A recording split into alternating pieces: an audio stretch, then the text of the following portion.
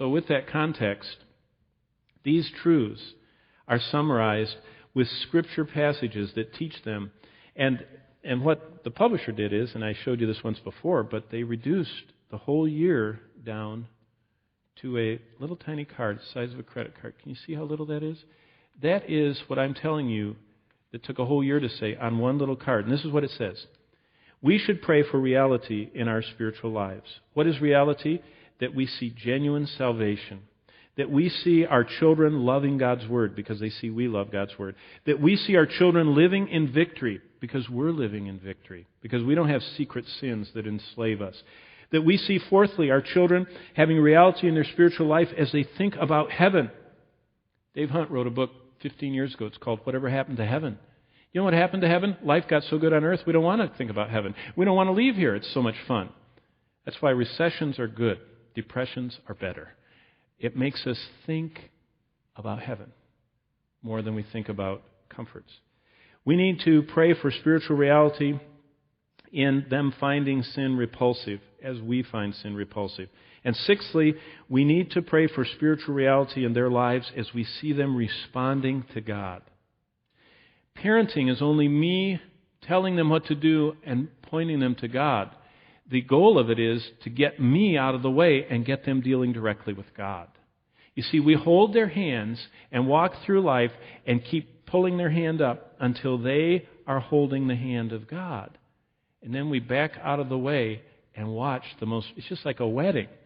You know, you don't want your parents staying with you for life. You want to get them married and get them off.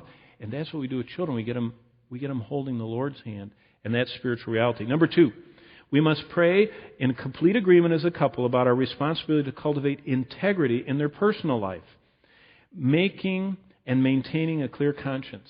Remember Paul said, I have a conscience void of offense? Learning to stand alone.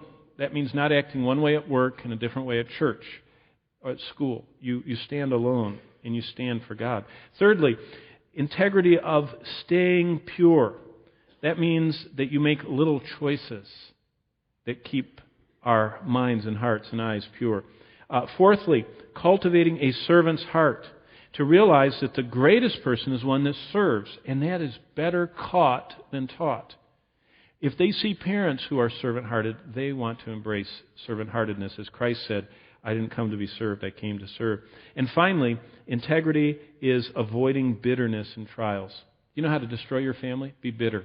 Be bitter about someone that hurt you, someone that took someone away, someone that cheated you, someone that took money from you, someone that hurt you, and you live in bitterness.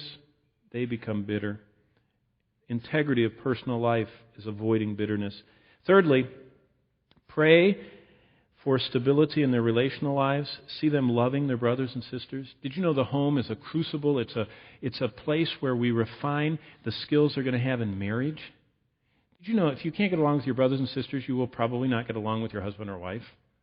There's really not a lot of difference. They're both fallen sinners that are taking your time. And we have to pray for them to learn to sacrificially love their brothers and sisters. Secondly, seeing them trusting God with hard situations and not rebelling. The home is a place where submission is taught.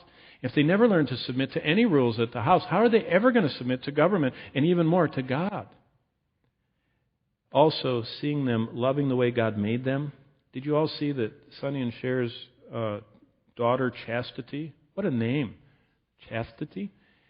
She decided this weekend that she was really born a man, not a woman. And she's going to get changed into a man. Did you know God says we are to teach children to love the way God made them?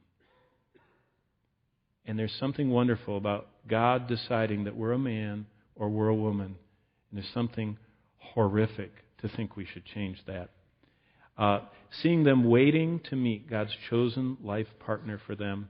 Before our children were born, Bonnie and I prayed for who they would marry. We'd say, probably there's someone that's about the same age as this one that's coming, that's probably someday going to be marrying them. We pray, Lord, that you'd keep them and guide them, bring them to salvation, nurture them.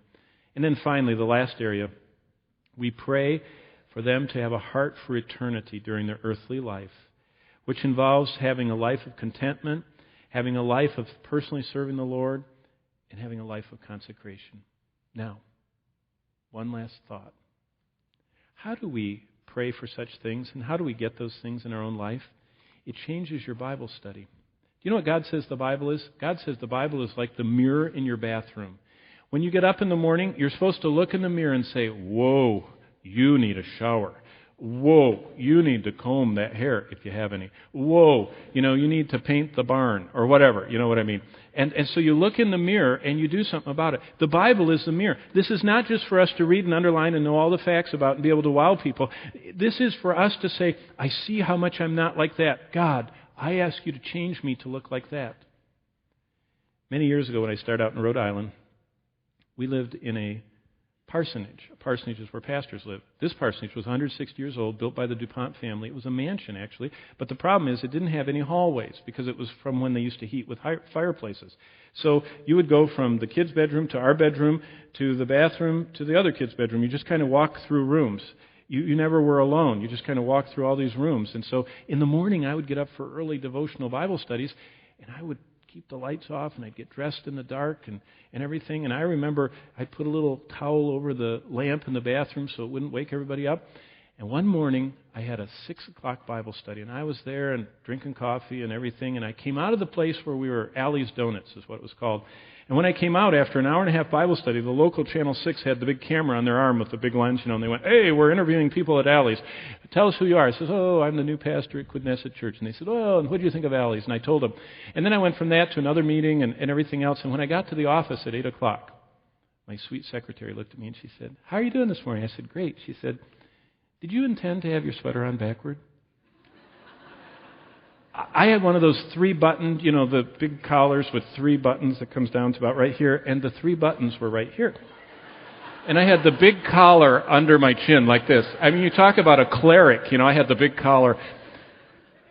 And I thought, the guy I met with for an hour and a half never said a word. The person that sold me the donut, the coffee, the television person, here I am at hi, I'm new here, I'm wearing my sweater backward. Come to my church. And I thought how much nicer it would have been if before I left, I would have turned on the light and looked in the mirror. Did you know that your marriage is so much better? You don't wear your sweater backward in marriage if you look in the mirror. In your personal life, look in the mirror. In the way you parent your children, look in the mirror of the Word of God and see what God's plan is. And then say, Lord, that's what I want. And then once you see God changing you, then you start praying for Him to change those around you. That's the power, the unlimited power of unhindered prayers in godly marriage.